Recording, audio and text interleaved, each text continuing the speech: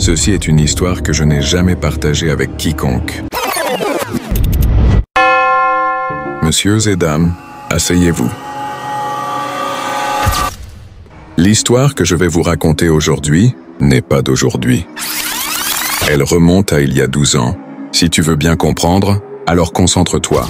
Écoute attentivement cette histoire. Elle remonte à exactement 12 longues années. 12 années où le silence a pesé lourd sur ma conscience.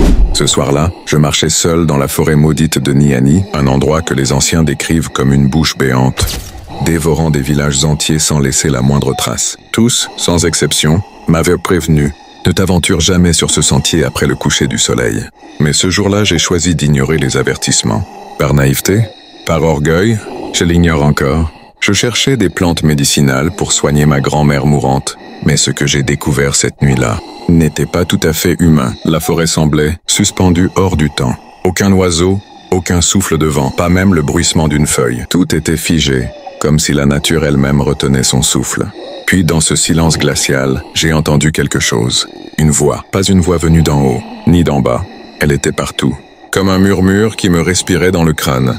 Comme si mes propres pensées s'étaient transformées en échos étrangers. Elle m'a dit « Tu es revenu ». Revenu, mais je n'étais jamais venu ici auparavant. C'est alors que je l'ai vu. Ou plutôt je l'ai perçu, car ce que j'ai rencontré défiait toute forme de réalité.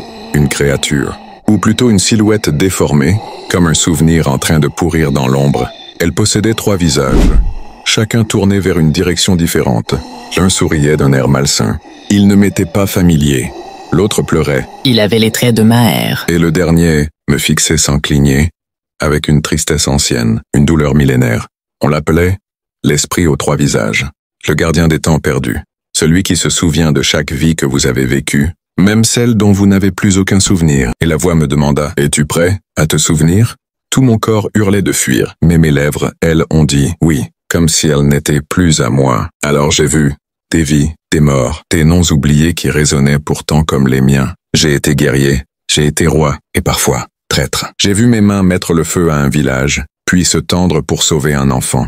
J'étais toujours observé par l'esprit aux 3 visages. Et puis, le vide. Je me suis réveillé seul au sol, le souffle court, le cœur battant à l'intérieur d'un silence plus lourd encore qu'avant.